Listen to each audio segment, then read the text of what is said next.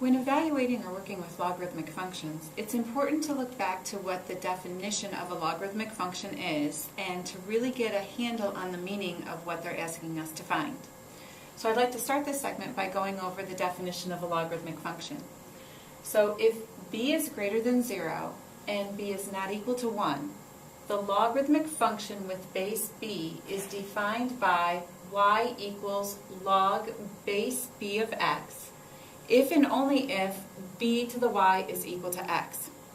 And a lot of times we get the logarithmic functions form this way through finding the inverse function of an exponential function.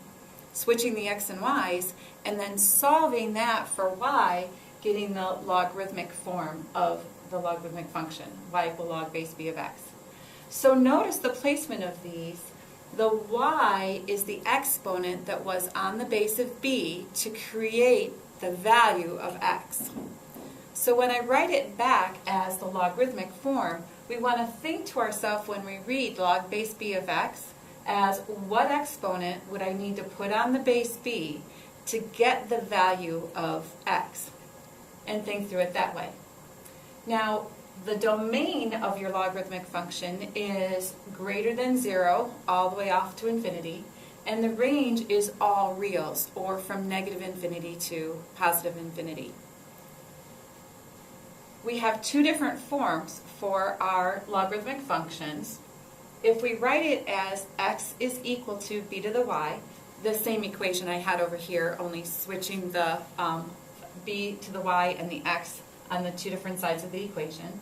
So x equals b to the y, or the logarithmic form, which is y is equal to log base b of x. So if I bring the exponent and get what its quantity is, it's equal to the exponent that I put on b to create the value x.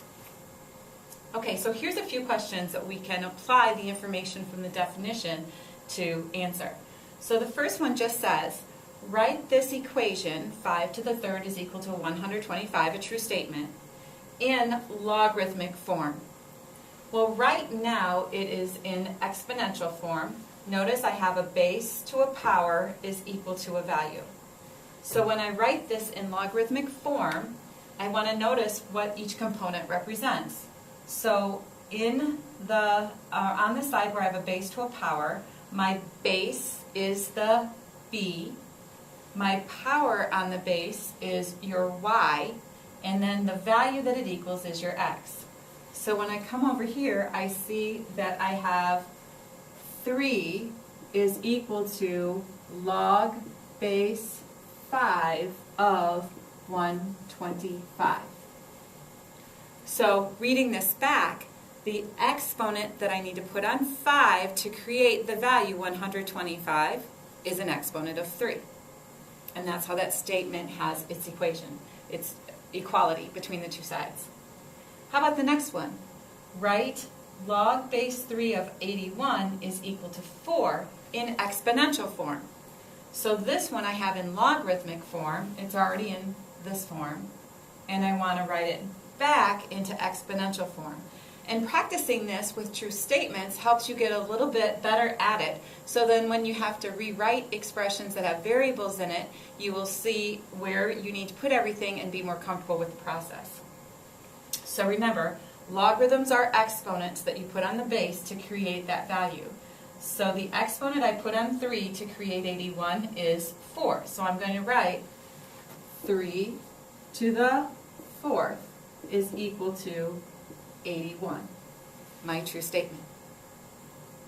Now, let's look at 3 different problems here where we want to find the value if they don't give me the other side.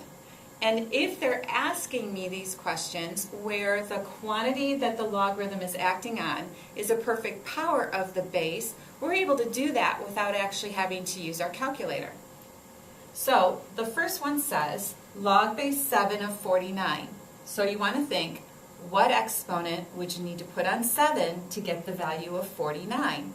Well, 7 to the second power is 49, so I'm putting an exponent of 2 on 7 to create the value of 49. So my log base 7 of 49 is 2. And we can actually even write a because statement about this. It's because 7 to the second power is 49. The exponential form is a true statement. Let's do the next one. Log base 2 of 8. Well, what exponent do you need to put on 2 to create the value 8? We need an exponent of 3 on my base of 2 to create the value of 8. So log base 2 of 8 is 3. And again, we can write the equivalent exponential form because 2, my base of 2, to the third power will give me that value of 8. And then the final one for this segment is log of 10,000. Now, if it's spelled log for log and there's no subscripted base showing, your assumed subscripted base is base 10. And those are called common logs. So that's equivalent to asking the question, what exponent do I need to put on 10 to create the value 10,000? Well, 10 to what power will give me 10,000? It'll be 10 to the fourth power to give me 10,000. So log base 10 of 10,000 is 4. Well, I hope this introduction to logarithms has helped a little bit.